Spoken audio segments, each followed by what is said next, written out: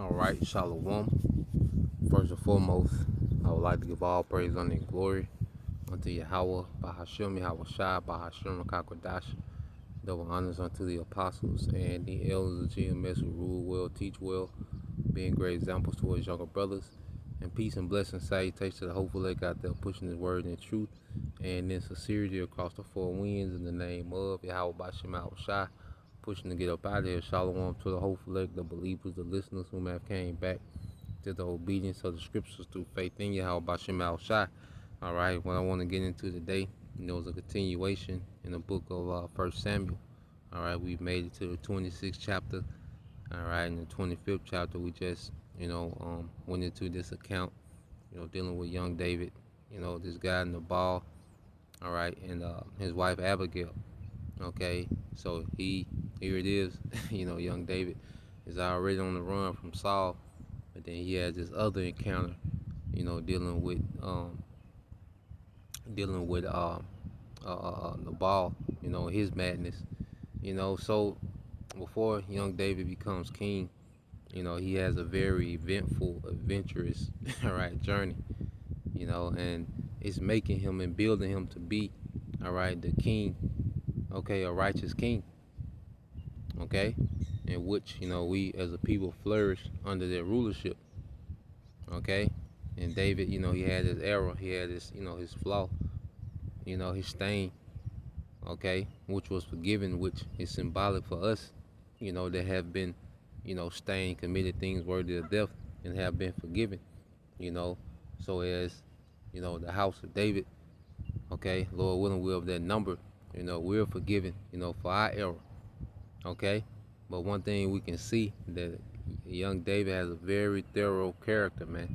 A lot of integrity, a lot of honor, okay, a lot of trust in Yahweh Shem outside, and a lot of faith, And the Lord is it's constantly him bringing through trial after trial, And by the time he's, getting ready to the point where he's going to be king, hey, the Lord has built him up. The Lord has refined him. Matter of fact, let's get a couple precepts and then we'll get into the chapter, set a foundation.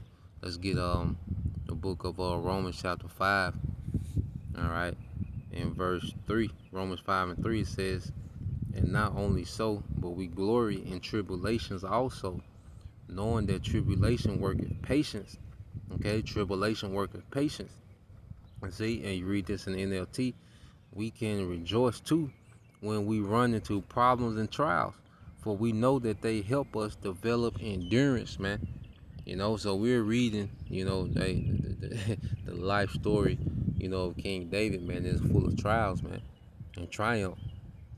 And that's the story of the elect. Our stories are going to be full of trials and triumph, man. When these things are played back in the kingdom, okay, when our legacies, are expounded on in the kingdom, Lord will, we of that number, okay, it's going to be full of trial and triumph, man, okay. So, reading on, and it says, and endurance develops strength of character, all right, and character strengthens our confidence, all right, hope and salvation, man, okay. So endurance develops strength of character, man. So we're being developed, to have strength of character, man, because we're being conditioned to be joint heirs. We have to remember this, man. Okay, we're being conditioned to be joint heirs with Yahweh Shai.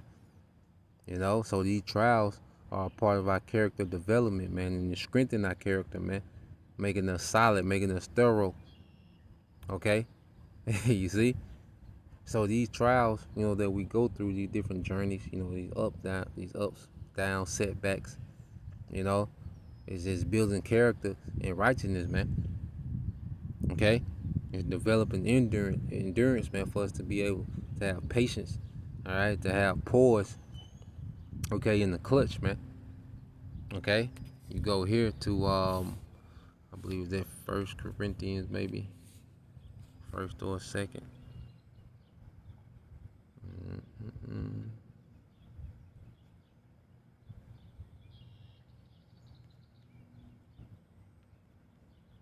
So it might be second. Let's see.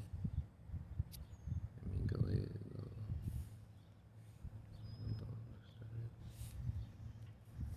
So let's go here to Second Corinthians chapter 4. Yep, here you go. All right, this is Second Corinthians 4. And this is the life of a prophet, man. These are the circumstances that we find ourselves in. As Apostle Paul is going to expound. There you go, Second Corinthians chapter 4. All right, verse 8. It says, "We are troubled on every side, yet not distressed." Okay, we are perplexed, but not in despair. Okay, you read this in the NLT. It says, "We are pressed on every side by troubles, but we are not crushed. We are perplexed, but not driven to despair. We are haunted down, but never abandoned by the Most High. We get knocked down, but we are not dismayed. Through suffering, all right, our bodies continue to share in the death of Yahushua, so that the life of Yahushua may also be seen in our bodies, man. And it's through suffering that we're becoming likened unto Yahushua. It's through trials and triumphs that we're becoming like Yahushua. Okay? It's life experience, man. Because as we read, it's the preparation to have the wisdom to apply, in the trial. All right? But the trial itself, okay? The trial itself is what's developing us, man. Okay? What's refining us, man. And we have the wisdom, which is the instructions, okay, to apply in the trials, man. Okay? And we have, these accounts of our forefathers, and we see them live it real time.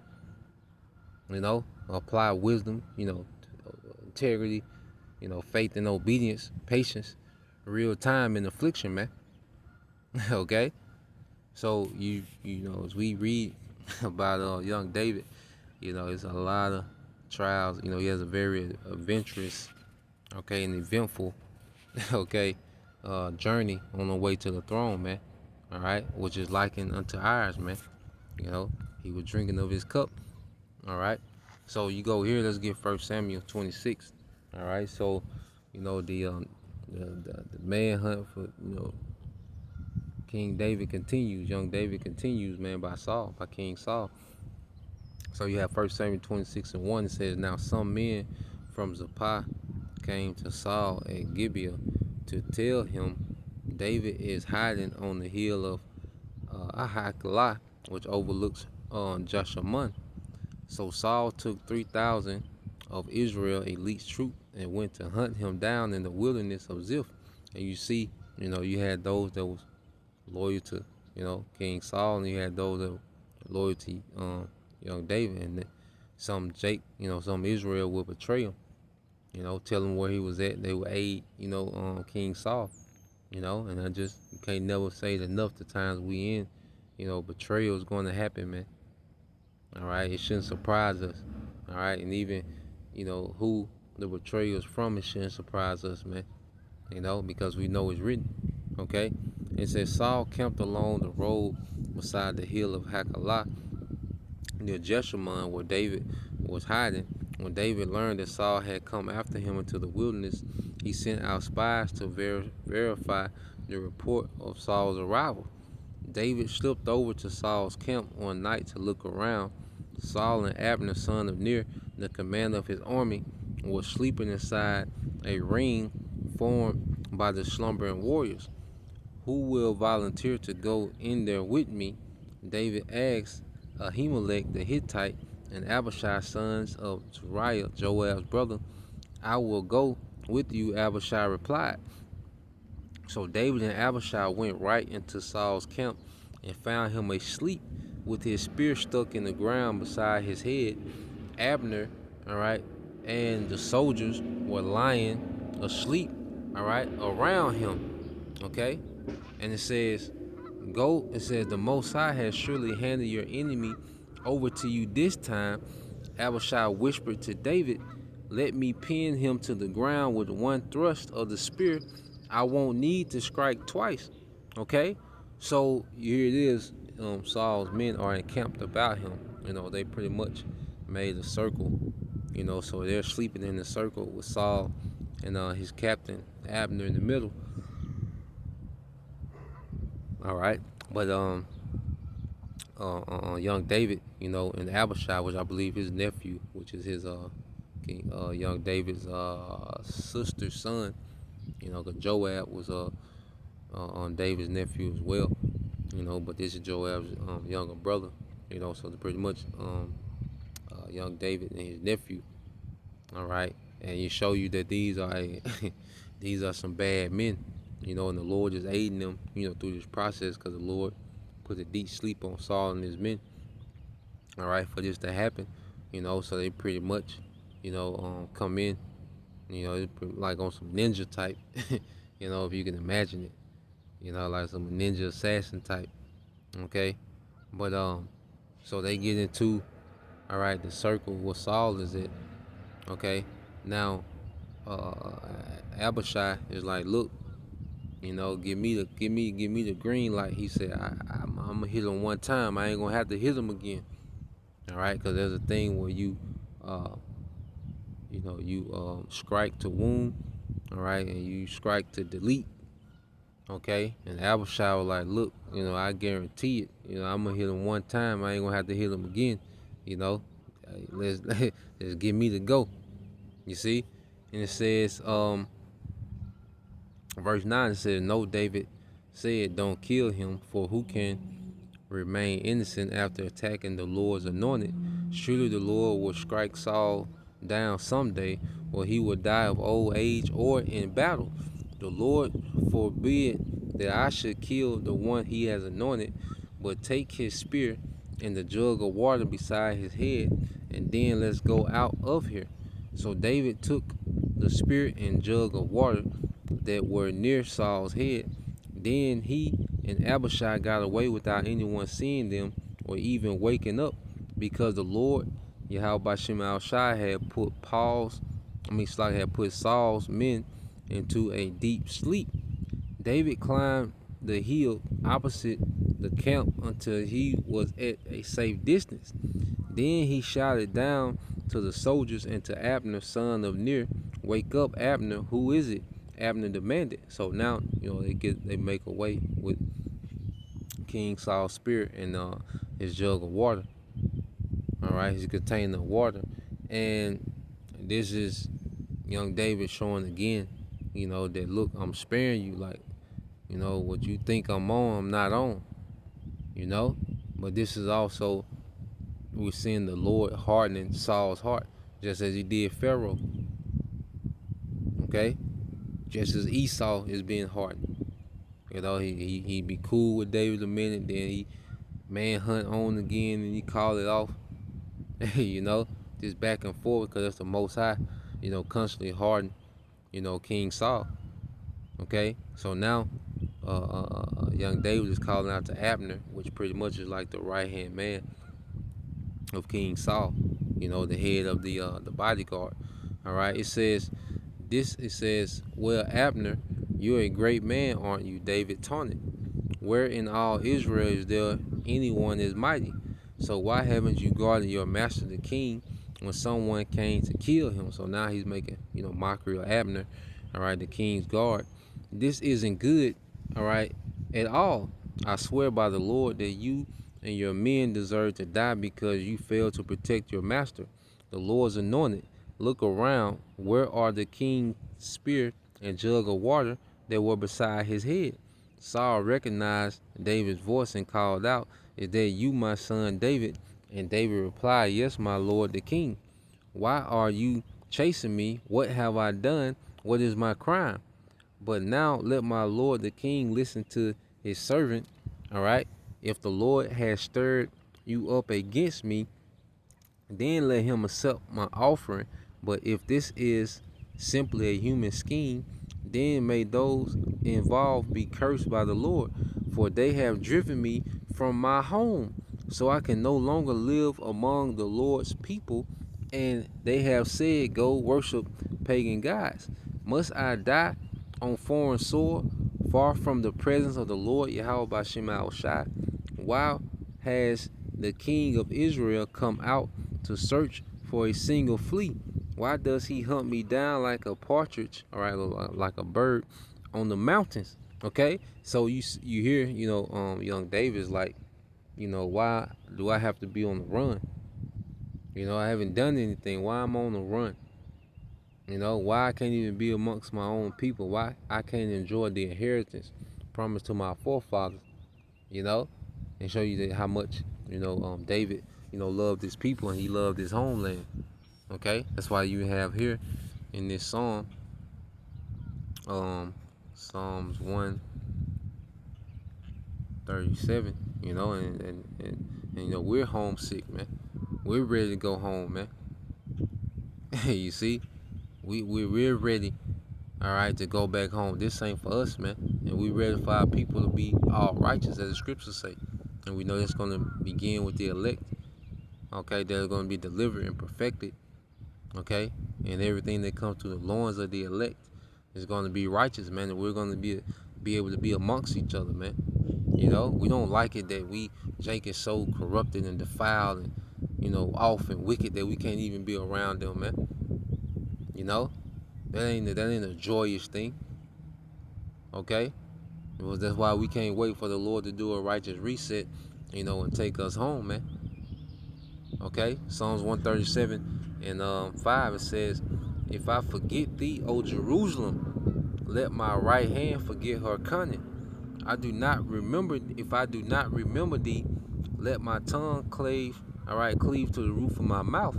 If I prefer not Jerusalem above my chief joy." If I prefer Jerusalem above not my chief joy. Okay? If I prefer Jerusalem above not my chief joy, man. You know? So, hey, young David, he loved his people. He loved his home. He loved the inheritance, that was given to him of the Lord. The temple was there. I mean, the presence of the Lord was amongst his people. All right? Which will later, be the place of the temple. Okay? Under King Solomon. Okay? But they're just the atmosphere of being around his people, man. Because even in this side, man, you get you a few cool jakes, man. The atmosphere, but right now, the brothers, you just kick it with the brothers, man. The atmosphere just, you could do that forever, man. When you're around the brothers, you can see, like, okay, forever. Even if you have, a decent situation, your woman, okay, hey, she might be, trying, you see, but y'all might vibe, and you can see, like, yeah, this is gonna be alright forever, man. Because the kingdom just gonna turn everything up to another level, man. The things that we enjoy now, as we enjoy the brotherhood, we enjoy, some brothers, have decent situations with their woman, the vibe is cool, but you can really see, like, okay, like, the Lord gonna do this forever. You're just on a whole another level, man. Okay, because as Israelites, we're simple men. We don't need much, man. And ain't no company like Israelite company, man. Cause Jake, all these different characters, personalities, man. Imagine that, and righteousness, man, and everybody good. Okay, so young David, he wanted to be amongst his people, man. He like, God damn, why I got to be on the run for nothing? But it was his trial, it was his cup of suffering that he had to, drink, to be refined for that position. Okay, as king of Israel, man. All right, let's go here to Isaiah 4:51. All right, Isaiah 51 and 14. It said, "The captive exile hastening that he may be loose, and that he should not die in the pit, nor that his bread shall fail." Okay, so we're the captive exile now, and David wasn't a captive, but he was an exile from his land. He had to be on the run, because Saul's jurisdiction, covered, all Israel. Okay, so anywhere in Israel, hey, young David couldn't be at rest, man, because he didn't know who was gonna betray him, who was with, King Saul, who was really with him, So it was a lot of anxiety, that he was suffering, man. Okay, so as young David, was fed up with being exiled from Israel, on the move, man. We're fed up with being captive exiles, man. And we haste the day to where we can be loose from this captivity, okay, and go back to our land, man. okay, and rule the earth in righteousness from our land. Okay, that's the day that we, look forward to, man. Let's get that in book of Baruch. Okay, it's the book of Baruch, chapter 2. All right. Remember, we're the captive exiles. But when you read Baruch chapter 2, verse 30, it says, "For I knew that they would not hear me, because it is a stiff-necked people. But in the land of their captivities, man, okay, they shall remember themselves, man, and this has happened in real time. We've remembered ourselves in the land of captivities, man. Okay? The Lord has remembered his people. So we coming into the time, all right, of a deliverance, man. Okay? So the Lord knew, that we would go off, all right, and that we would, have to be exiled from that land. Okay? But the Lord always reserved mercy for his people, man, beginning, with the hopeful elect. Okay?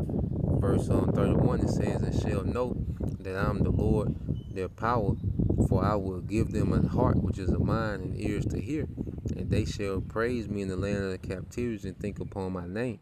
So in the land of our captivities, we would remember ourselves, who we are, remember our power, begin to, awaken from the slumber, remember why we're here, and begin to take heed to the instructions, okay, of repentance, man, of righteousness, man. All in, remember the name of our power. All right, the Heavenly Father's name, Yahweh, his Son's name, Yahweh Shai. Okay, and it says, "And they shall praise me in the land of their captivity, and think upon my name, and return from their stiff neck and from their wicked deeds, and they shall remember the way of their fathers, which sinned before the Lord, and I will bring them again into the land which I promised with an oath unto their fathers Abraham, Isaac, and Jacob, and they shall be lords of it, and I will increase them, and they shall not be diminished," man. Okay? And this is what's getting ready to happen, man. All right? This is why we've been awakened, man. Okay? For that great exile, man. That great return from exile. Okay? In righteousness and in glory. Okay? You see, it says, "And I will make an everlasting covenant with them to be their power, and they shall be my people, and I will no more drive my people of Israel out of the land that I have given them." And that new covenant is going to be everlasting. Okay, and it's going to begin when we're changed. Because part of the new covenant is us being changed. So until we're changed, we're not, in the new covenant. Okay? Right now, we're under grace. Okay? But when we're changed, it's going to be the beginning of that new covenant, man. Okay? And we're going to be in our land, and we're going to be lords in that land. Not citizens, lords. Okay? In our land. And lords, all right, over the earth under Yahweh Shai, the King of Kings and Lord of Lords. Okay? You see? And even in Baruch, you go down. All right, Baruch 4:36, it says, "O Jerusalem, look about thee toward the east, and behold the joy that cometh from the Most High." And this is prophesying to our land. "Lo, thy sons, whom thou sentest away, they come gathered together from the east to the west by the word of the Holy One, rejoicing in the glory of the Most High," man. So that land itself is going to rejoice at our coming. We're going to rejoice at our return, and the land is going to rejoice at our coming by what? Giving forth its strength, abundance, man. Resources are just going to, you know, things are just going to be fruitful and plush. Okay? The earth, our land is going to rejoice in the return of its true people, man. And we're going to be perfected, man. So it's going to give abundance like never before. And even this war is going to cleanse that land, man. Okay? So let's go back here.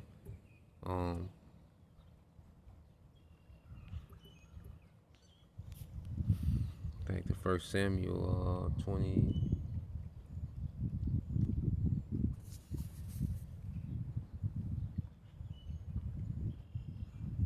26. All right. 1 Samuel 26 and 21. It said, "Then Saul confessed, I have sinned Come back home, my son, and I will no longer try to harm you, for you value my life today. I have been a fool and very, very wrong. Here is your spear, O king, David replied. All right, let one of your men come over and get it. The Lord gives his own, all right, the Lord Yahweh Shema Shai gives his own reward for doing good and for being loyal. And I refuse to kill you even when the Lord placed you in my power, for you are the Lord's anointed one. Now may the Lord value my life even as I have valued yours today. May he rescue me from all my troubles. And Saul said to David, blessings on you, my son David. You will do many heroic deeds. All right, so the spirit is on Saul, to prophesy. Whenever him and David have a dialogue, the spirit will be on him to prophesy. He will have, he will have a moment, of repentance, and he will prophesy, before the Lord will harden him again. Okay, it says, may,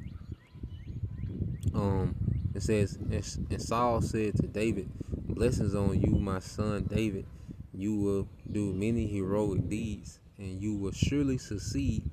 Then went David, all right, away, and Saul returned home. Okay, so this is a conclusion, all right, of 26. All right, and we can go to 27. It's a short chapter, so we'll just go straight into it. And mainly it's in the count. All right, so now, all right, you have this moment of, truce between King Saul and young David. All right, so this is 1 Samuel 27. All right, and all right, and 1.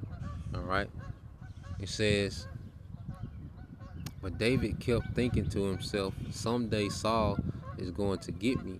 The best I can do is escape to the Philistines. Then Saul will stop hunting for me in Israelite territory, and I will finally be safe. So David took his 600 men and went over and joined Achish, son of Moab, the king of Gath. David and his men and their families settled there with Achish at Gath. David brought his 2 wives along with him, Ahinoam from Jezreel, and Abigail, Nabal's widow from Carmel. It says, word soon reached Saul that David had fled to Gath, so he stopped hunting for him. So he fled out of, King Saul's jurisdiction.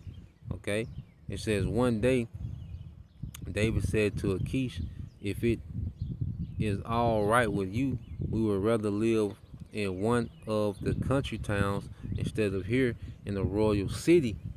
So King David, young David, will be what you consider a country boy. You're like, if you don't mind, just give us some land out in the country. Okay, instead of the royal city, we'll be good. So Achish gave him the town of Ziklag, which still belongs to the kings of Judah to this day. And they lived there among the Philistines for a year and 4 months. David and his men spent their time raiding the Gershites, the Gerzites, and the Amalekites. Okay, people, right? Esau, Edom, or the Amalekites. Okay, it says people who lived near Shur, toward the land of Egypt since ancient times. Okay, so King David, all right, young David wasn't terrorizing his people; he was terrorizing the heathen. All right, so he had to make do. He was out there. He had to do what he had to do, man. He had to be outside for a minute. Okay, and it said David and his men spent their time raiding the Gersites, the Jeshurites, the Gizites, and let's see who the Geshurites are. The Amalek. All right, so young David was a bully. All right, Amalek. All right, and then weak cowards. All right.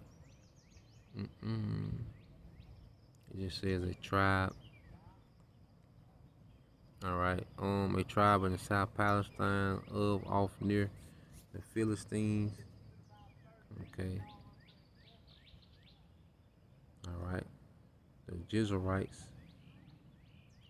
inhabitants of Mount Zero. All right, native tribe in Palestine. All right, so we don't say the people, but we know who Amalek is. All right. Now, keep reading on. And it said, David did not leave one person alive in the villages he attacked. He took the sheep, goats, cattle, donkeys, camels, and clothing before returning home to see King Achish. Where did you make your raid today? Achish would ask. And this was, a ancient world. Okay? How things went down. All right? So it's just a casual thing. The West is completely different, from Western culture. Completely different. And this was kind of the lifestyle the Vikings had. This is how you know the Vikings were Jake. Because this is what the Vikings pretty much did. They live off raids. You see? So it says, where did you make your raid today? Achish would ask, and David would reply, again, against the south of Judah and the Jerahmeelites and the Kenites, all right, which the Jerahmeelites, those was Israelites, but he was, King David he wasn't being honest, he was pretty much finessing. He didn't want the king to know that he was, because I believe those people, those Gershites and those Gizzites had to be Hamites, Amalek, all right. So he didn't want Achish to know, that he was jacking up some of his people, And remember, young David didn't leave anyone alive. No witness, no case. You see, And it says, he took the sheep, the goats, the cattle, donkeys, and camels, all right, before returning home to see King Achish. It said, what did you raid today? Achish, all right, will ask. And David reply, all right, and David will reply against the south of Judah, the Jerahmeelites, all right, and the Kenites, okay. And I believe Jerahmeelite he was the grandson of, I had looked it up. All right, it says descendants of Jerahmeel, the great grandson of Judah. Okay, so those people, were Judites. All right, and it says, no one was left alive. Verse 11, no one was left alive to come to Gath and tell where he had really been. This happened again and again while he was living among the Philistines. Achish believed David and thought to himself, by now the people of Israel must hate him bitterly. Now he will have to stay here and serve me forever. So he thought, young David was actually going out, and raiding Israelites, but he was raiding heathens. Okay, he's pretty much a bully. Him and those 600 men, was pretty much being bullies. Okay, in their region, man. All right, and that's why those men were cut different. The house of David, man. Okay, they really, Jake talking about getting it out the mud, and young David was really in the trenches, man. You see, and his men. So yeah, that's the point, of that one. All right. Lord will just continue on. I think it's on like 3 more chapters, in 3 or 4 more chapters in this book. We continue on to 2 Samuel Awaratazah. All right. So Lord will, you brothers, all right, and you sisters edified. Once again, give all praise, honor, and glory unto Yahweh, Bahashem, Yahweh Shai, Bahashem, Kakwadash, and double honors unto the apostles and the elders of GMS who rule well, teach well, being great example towards younger brothers, and peace and blessings, salutations to the whole elect. Shalom.